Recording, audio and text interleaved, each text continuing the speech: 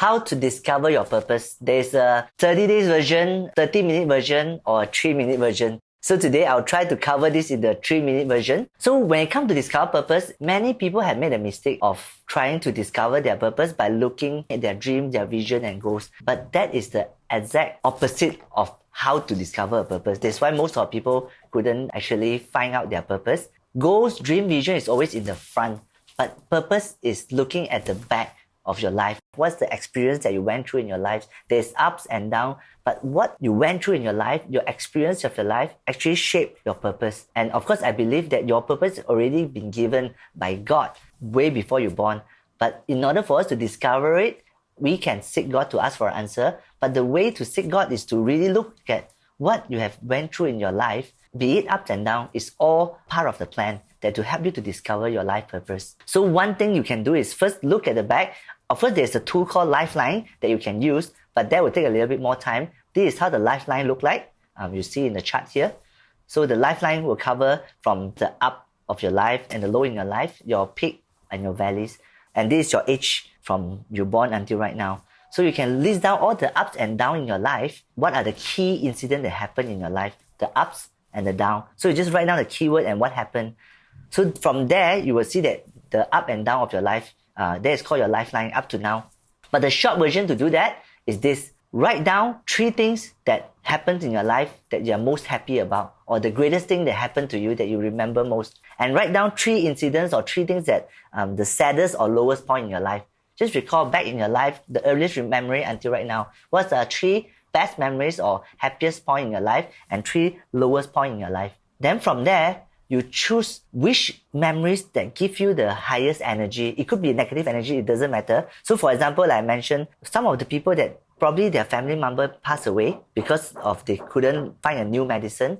So this gives them a tremendous negative energy. But when they frame it and they take it, okay, I tell a different story about these memories, about this experience.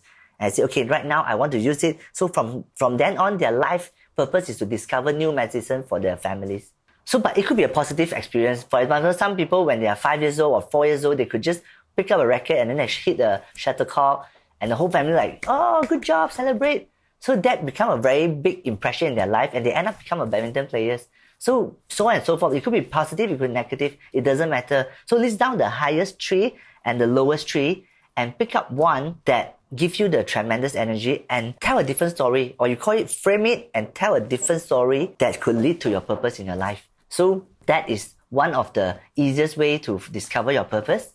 And when you write the statement, just start with writing some keyword down. Whatever keyword pops to your mind. Could be inspire, it could be impact, it could be medicine, it could be sports, it could be underprivileged, it could be challenge. Whatever keyword came to your mind, you write it down first.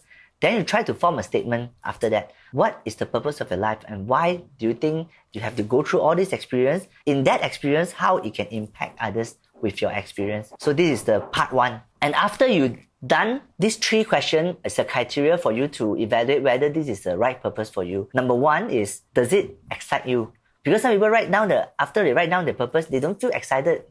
So that is not for them. And second is, does it nurture you? Because some purpose, after you write down, you feel, oh wow, I'm excited. But if you keep doing it, after a while, you feel very draining. But purpose is supposed to nourish you. So if you don't nurture you, it's not right as well. So does it excite you? Does it nurture you? Last but not least, do you include yourself in it? What do I mean by that? A lot of purpose statement is focused on helping people, empowering people, adding value to people, which is great. But to me, giving and taking in life is almost like breathing in and breathing out. For example, giving is about breathing out. So can you imagine your whole life is all about breathing out? One day you will die and you will out of breath. But receiving is like breathing in. So to me, giving and taking is always breathing out and breathing in. It's a two-way process. So does your purpose statement include yourself in the picture? That is a very important question that I want to ask you. For example, this is my life purpose statement. If you can see, you look at my purpose statement just as a reference. The first line is about to live life in all its fullness in all 10 areas of life. Second is to inspire, influence and illuminate the path for others. Third is to be best I can be to serve God and serve others. So if you can see, the first line is all about myself. To live life in all its fullness. It's all about myself. Second line is to inspire, illuminate and the path for people. If you can see, it's all about others. But third is to be best I can be, is for myself, to serve God and serve people. is half, 50% about myself, 50% about others. Of course, you don't need to be a perfect formulation like this. It just so happened when I design it's in this way. This is the second thing I want to tell you. It is to have this criteria to evaluate is this the right purpose for you. Last but not least, you need to understand there are two types of purpose, which is generic purpose and specific purpose. So what's the difference?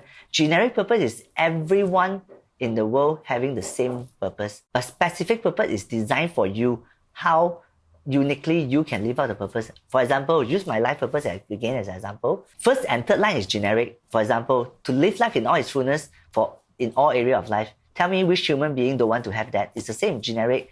The last line, to be best I can be, to serve God and serve people. Everyone can use that. So to me, the first and third line, if you want to, you can straight away use it.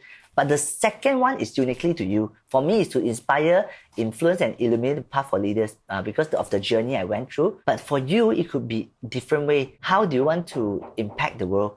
For you, could be a different way based on the life experience that you went through. So some people that you can reach might not, that I cannot reach. Some people you can help, I may not be able to help. So everyone have a different unique calling and purpose in this world.